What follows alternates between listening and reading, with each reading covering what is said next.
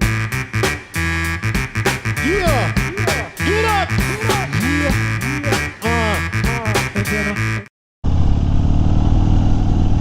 What is up, everybody?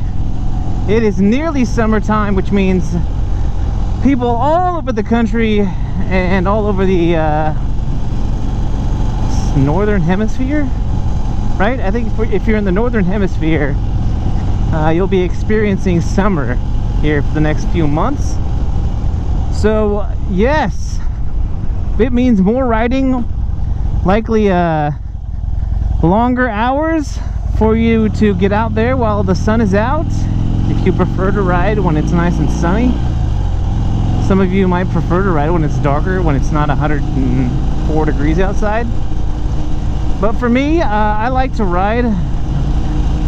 The only time that I don't really like to ride is at dusk, because around here it's when the bugs come out, and I don't know about all of you, but I prefer not to get pelted by various gnats and mosquitoes and whatever bugs are in the air. I mean, it is insane.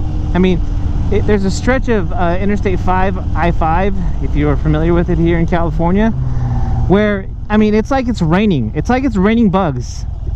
If you were to close your eyes and listen to the sound of the bugs hitting your car, it sounds like rain, which is disgusting. But that is not why I'm out here to talk to you today.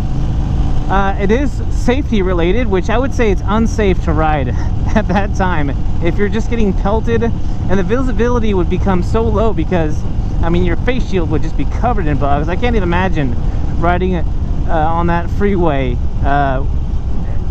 getting just bugs all over your face. Yeah, that is where I would think, if you've got a beard, probably helps you out a little bit. But what I'm out here to talk to you guys about today is just a little bit of safety. Now, hopefully we can find a little bit of a bad patch of road here, and that'll help me out, because what I wanted to do was talk about riding on uneven pavement, riding when there's an obstacle in the road, and what they'll teach you in your motorcycle safety class, if you were to take one, is to lift your butt up off your seat a little bit.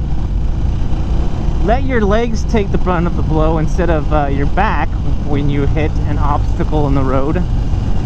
And also, as right before you hit the obstacle, is to speed up just a little bit. Now, if you're riding around town or riding, you know, in areas that aren't the highway, I would say definitely yes, that's what you want to do. If you're on the freeway though, I would advise,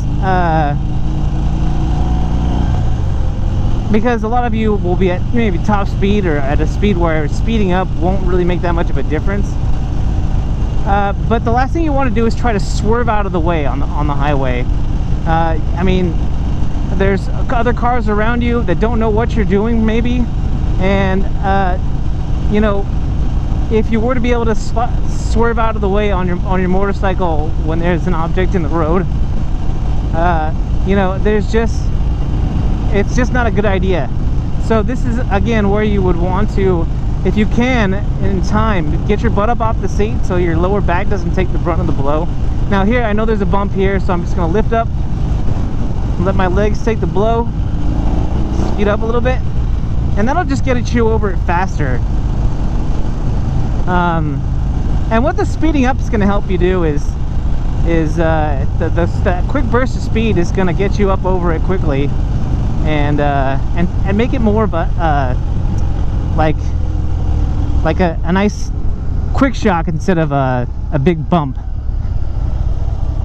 So I know there's a bad stretch of road here. Now, if you're on a bad stretch of back road, again, if you're out here by yourself, that'd be a time where, if you can see it coming, you know, weave in and out of these potholes and bumps.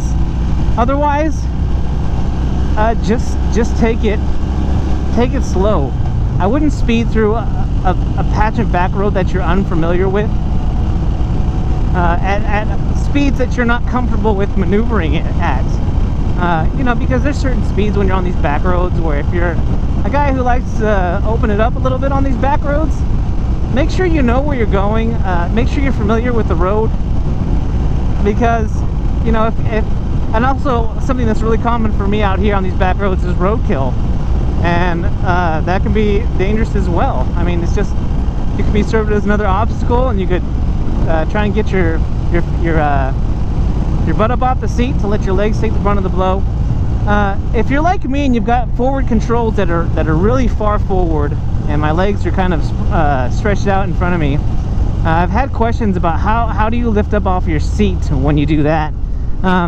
For me, it's a matter of, you know, it takes a little bit of skill and a little bit of strength as well, because I've got to use my arms to, let's get into the good gear here. There we go. Still not the one. There it is. Because for me, I've got to use a little bit of my arms to get my butt up off the seat. I pull forward with my arms and lift up. I get my toes up on my pegs as opposed to my heels. And, you know, and just do your best.